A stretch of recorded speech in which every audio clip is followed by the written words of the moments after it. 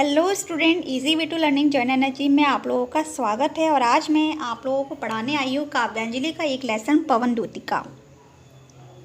Student, मैंने काव्यांजलि में आप लोगों को एक जीवन परिचय करवा दिया है और भी जो जीवन परिचय रह गए हैं मैं आप लोगों को बहुत जल्दी ही अपलोड कर दूँगी। स्टूडेंट, जो मैंने जीवन परिचय करवाया है वो करवाया है मैथिली शरण गुप्त का। और आज मैं लेसन पढ़ा रही हूँ आप लोगों को अयोध्या सिंह उपाध्याय हरिहोद। और इसमें जो लेसन है वो पवन दूतिका है। तो पवन दूतिका का मीन्स जो है, पवन जो है एक दूत के रूप में इस पद्यांश में काम कर रही हैं। यानी कि इसमें जो वर्णन किया गया है वो है राधा और कृष्ण की विरहावस्था का वर्णन किया है। और राधा जो है पवन को एक दूत बनाकर कृष्ण के पास भेज रही हैं कि ए पवन, जाकर मेरे दुख का वर्णन मेरे श्री कृष्ण से कर। सो स्टूडेंट, राधा जो है इस पद्यांश में मैं पूरा वर्णन आप लोगों को करने जा रही हूँ। और ये जो पद्यांश आप लोगों का आएगा, पद्यांश आएंगे और इसके साथ साथ आपको क्वेश्चन आएंगे। जैसे कि ऊपर लिखा गया है, पद्यांशों पर आधारित निम्नलिखित प्रश्नों के उत्तर लिखिए। तो इसी पद्यांश से रिलेटेड आपके क्वेश्चन आएंगे और उस क्वेश्चन पर आप लोगों को आंसर्स देने होंगे। सो स्टूडेंट, चलिए क्लास को स्टार्ट करने से पहले मेरे वीडियो को ज़्यादा से ज़्यादा लाइक कर दीजिए और शेयर कर दीजिए ताकि ज़्यादा से ज़्यादा स्टूडेंट जुड़ सके हमारी इस वीडियो के साथ और बेनिफिट ले सके मेरी क्लास का।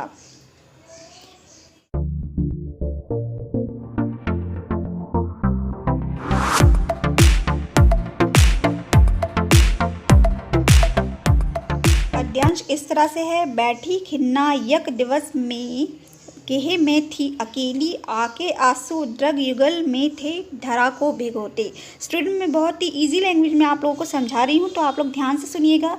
बैठी खन्ना यानी कि जो राधिका जो है वो अपने घर में अकेली दुखी होकर एक दिन बैठी हुई हैं और आके आंसू द्रग युगल यानी कि उनकी आंखों से, दोनों आंखें, द्रग युगल का मतलब होता है दोनों आंखों से आंसू बह रहे हैं। और इस प्रकार आंसू बह रहे हैं कि धरा को भिगोते, यानी कि जो धरती है उनके आंसुओं से भीग जा रही है। आई धीरे से इस सदन में पुष्प सगंध को ले, प्रातः वाली सुपवन इसी काल वातायनों में।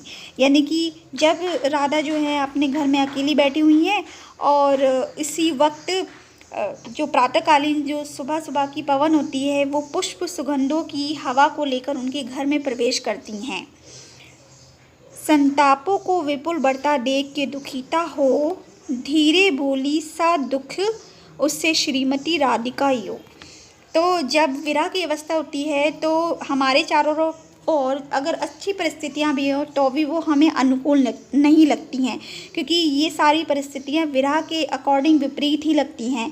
तो इसी तरह से पहले लाइन में ये बोला गया है, संतापों को विपुल बढ़ता देख के दुखीता हो, यानी कि जो उसका दुख है, राधिका का जो दुख है, इस प्रातःकाल ने अपनी सुगंध वाली हवा ने और बढ़ा दिया है। और धीरे से सा दुख उससे श्रीमती राधिका, यानी कि धीरे से राधिका उस पवन से कहती है, प्यारी प्रातः पवन इतना क्यों मुझे है सताती, क्या तू भी कलुषित हुई काल की क्रूरता से।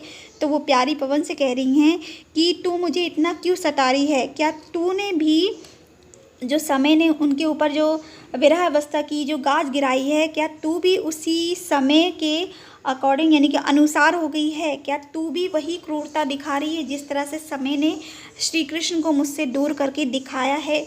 तो इस तरह से इस पद्यांश में ये बोला गया है, राधा जो है पवन से वार्तालाप कर रही हैं। सो स्टूडेंट, मैंने इस पद्यांश का आप लोगों को बहुत ही इजी वे में हिंदी समझा दी है। तो चलिए क्वेश्चंस को देखते हैं कि क्वेश्चन में अब हमसे क्या पूछा जा रहा है। पहला क्वेश्चन है, उपयुक्त पद्यांश का संदर्भ लिखिए। तो पद्यांश इस प्रकार लिखना है आप लोगों को, प्रस्तुत पद्यांश हमारी हिंदी की पाठ्य पुस्तक काव्यांजलि के पाठ पवन दूतिका से लिया गया है और इसकी जो रचयिता है वो है अयोध्या सिंह उपाध्याय हरिहोद।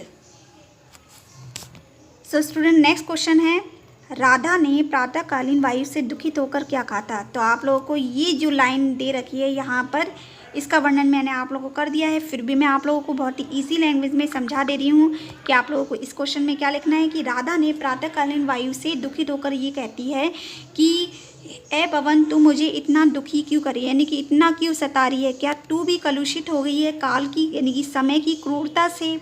फिर नेक्स्ट क्वेश्चन है, उपयुक्त पद्यांश में किस प्रसंग का चित्रण हुआ है? तो उपयुक्त पद्यांश में राधा और पवन के बीच में जो वार्तालाप हो रही है उसका चित्रण किया गया है कि राधा जो है कृष्ण से दूर हो गई हैं और वो अपने घर में अकेली बैठी हुई हैं दुखी अवस्था में।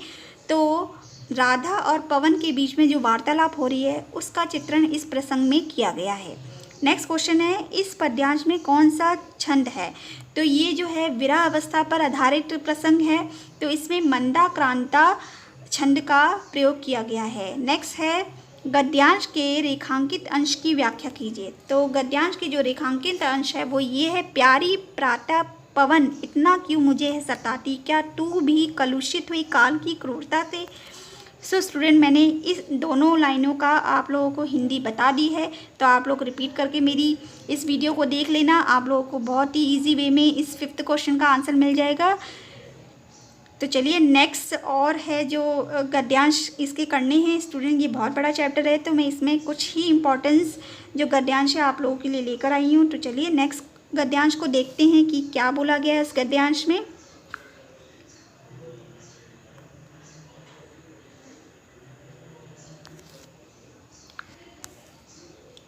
अब राधा इसमें क्या बोल रही हैं, पहले हम लोग इसको पढ़ लेते हैं, फिर इस प्रसंग का चित्रण मैं आप लोगों को करूँगी कि राधा ने क्या कहा था। तो ये है, लज्जाशील पथिक महिला जो कहीं दृष्टि आए, होने देना व्रकत वसना तू ना तू सुंदरी को, जो थोड़ी भी श्रमित वह हो, गोद ले शांति खोना, होठों की ओ कमल मुख की मलिनताएं मिटाना। स्टूडेंट, इस पद्यांश को पढ़ने में इस तरह से ये लग रहा है, यानी कि इस पद्यांश में ये कहा गया है कि प्रस्तुत पद्यांश तो हमारी काव्यांजलि के लेसन पवन द्योतिका से ले गया है, और इसमें जो राधा जो है पवन से यानी कि पवन से वार्तालाप कर रही हैं और वो पवन को दूत बना के श्री कृष्ण के पास भेज रही हैं। तो पवन को जो रास्ते में जो लोग मिलेंगे तो वो राधिका उनको समझा रही हैं कि उन लोगों के साथ तुम्हें किस तरह का व्यवहार करना है। मेरा जो संदेश है वो कृष्ण जी तक पहुंचाना, लेकिन रास्ते में जो भी आपको मिलेगा उसके साथ किस प्रकार व्यवहार करना है वो इस पद्यांश में आपको बता रही हैं। तो लज्जाशील पथिक महिला जो कहीं दृष्टि आए, तो वो पवन से कहती हैं कोई घूंघट में महिला अगर आपको रास्ते में मिल जाए तो उसका अपनी तेज़ हवा से घूंघट मत उड़ाना, और उस सुंदरी के घूंघट को इतनी तेज़ ना उड़ाना कि उसका जो लज्जाशील घूंघट है वो हट जाए। फिर वो बोलती हैं, जो थोड़ी भी श्रमित वह हो, गोद ले शांति खोना। अगर वो थोड़ी भी, वो जो लज्जाशील पथिक महिला है, अगर वो थोड़ी भी श्रमित यानी कि थकी हुई हो, तो उसे अपनी पवन भरी यानी कि तेज़ हवा में नहीं, मंदी मंदी हवा में गोद में लेना, और उसके जो होठ हैं, जो कमल मुख है यानी कि सुंदर मुख है, उसकी मलिनताएं यानी कि अपनी हवा से उसके ऊपर जो धूल हो उसको मिटाना। फिर वो बोल रही हैं, कोई क्लांता कृषक ललना खेत में जो दिखावे, यानी कि वो बोल रहे कोई थका हुआ किसान अगर तुम्हें खेत में दिखे तो धीरे धीरे परस उसकी क्लांतियों को मिटाना। तो धीरे धीरे से उसकी जो थकावट है उसको मिटाना। यहाँ पर क्लांत का मतलब है थकान और क्लांतियों का मतलब है जो किसकी थकावट हो उसको मिटाना। जाता कोई जलद यदि व्योम में तो उसे ला, यानी कि जाता कोई जलद, यदि मतलब होता है आसमान, अगर कोई बादल जो है व्योम यानी कि कोई बादल जो है छाँव लेकर जा रहा हो, तो पवन उस छाँव को उस जो किसान है उसके ऊपर ले आना, छाया द्वारा सुकित करना तप्त भुतांगना को, यानी कि जो धरती है उस बादल से, यानी कि कोई छाया लेकर बादल जा रहा हो तो पवन उस हवा से उसका रुख बदलना और उस श्रमित पर यानी कि उस किसान पर उसकी छाया से उसको सुख देना, और जो तपी हुई भूमि हो उस तपी हुई भूमि को शांत करना, अब उसकी तपिश को। तो इस तरह से इसमें राधा जो है पवन को दूध बनाकर भेज रही हैं और वो समझा रही हैं कि रास्ते में तुम्हें जो मिलेगा तुम्हें उसके साथ किस प्रकार व्यवहार करना है। तो इस पद्यांश को मैंने आप लोगों को स्टूडेंट बहुत ही इजी वे में समझा दिया है। तो चलिए इसके क्वेश्चंस को और देख लेते हैं कि क्वेश्चंस में क्या कहा गया है। क्वेश्चन जो पहला पूछ रहा है वो ये पूछ रहे हैं कि दिए गए पद्यांश के कवि एवं कविता का नाम लिखिए। तो आप लोगों को मैंने ही बता दिया है, आप लोगों को अच्छे से समझ में आ गया होगा ये लेसन कि इसके कवि कौन है और कविता कौन है। तो इसका आंसर आप खुद ही देना। राधा पवन दूतिका से राह में पथिकों के साथ कैसा व्यवहार करने को कहती हैं।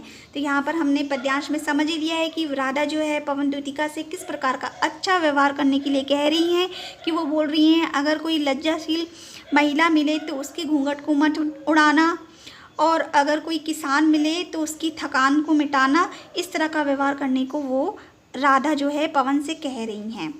इस पद्यांश में कवि ने किसका चित्रण किया है। इस पद्यांश में कवि ने राधा और पवन की वार्तालाप का चित्रण किया है, और राधा जो है दूध बनाकर पवन को कृष्ण के पास भेज रही हैं, और रास्ते में उनको किस तरह का व्यवहार करना है हर पथिक से हर किसान से, उसका यहाँ पर वर्णन किया गया है।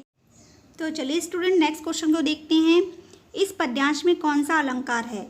तो पद्यांश में अलंकार को देखने के लिए हमें पद्यांश को रिपीटेड देखना पड़ेगा कि कौन सा अलंकार है इस पद्यांश में। तो देखिए स्टूडेंट, यहाँ पर ये जो लास्ट लाइन दे रखी है पहले पद्यांश की, कमल मुख, तो यहाँ पर जो स्त्री की जो मुख की तुलना की गई है वो कमल से की गई है। तो यहाँ पर जब हम किसी चीज़ की तुलना किसी से करते हैं तो वहाँ पर यानी कि उपमा दे रखा है कि उसका जो मुख है वो कमल के समान है। तो यहाँ पर जो अलंकार है वो है उपमा अलंकार। सो स्टूडेंट, आप लोगों को समझ में आ गया होगा इस क्वेश्चन का आंसर कि इसमें कौन सा अलंकार है इस पद्यांश में, उपमा अलंकार। नेक्स्ट क्वेश्चन है रेखांकित अंश की व्याख्या कीजिए। तो रेखांकित अंश जो है वो भी देख लेते हैं कि वो कहाँ पर है रेखांकित अंश।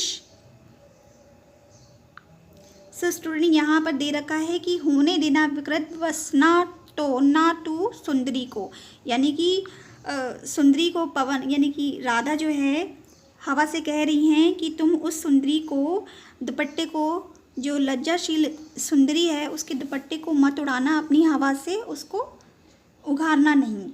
तो नेक्स्ट क्वेश्चन हमने समझ लिया है कि वियोगिनी जो राधा है लज्जाशील महिला के लिए पवन से क्या कहती हैं। वो पवन से ये कहती हैं कि तुम उसके दुपट्टे को मत उड़ाना अपनी तेज़ हवा से, और अगर वो थकी हुई हो तो उसके कमल सुंदर जो मुख है, कमल के समान जो उसका सुंदर मुख है, उसकी क्लांति यानी कि उसकी जो मलिनताएं हैं उस अपनी हवा से उसकी मलिनताओं को दूर करना। नेक्स्ट क्वेश्चन है कि राधा कृषक ललना की थकावट को दूर करने के लिए पवन को क्या समझाती है, यानी कि किसान जो खेत में काम कर रहा है उसकी थकावट को दूर करने के लिए वो क्या कहती है कि तुम ए हवा, अगर कोई आसमान में व्योम यानी कि आकाश में कोई बादल जा रहा हो छाया लेकर, तो उस किसान के ऊपर छाया करना, उसकी जो तपी हुई भूमि हो उस तपी हुई भूमि को शांत करना उस आकाश के बादल को लाकर। सो स्टूडेंट, मैंने आप लोगों को इस पद्यांश के सारे क्वेश्चंस को सॉल्व कर दिया है और इस पद्यांश इन दोनों पद्यांशों को समझा दिया है। अगर आप लोगों को कहीं पर भी कोई डिफ़िकल्टीज आ रही हो तो आप लोग मुझे कमेंट कर सकते हैं। तो चलिए मैं इस लेसन पे नेक्स्ट वीडियो बनाऊंगी। तब तक के लिए आप अपना ख्याल रखिए, खुश रहिए, सुरक्षित रहिए। Thank you.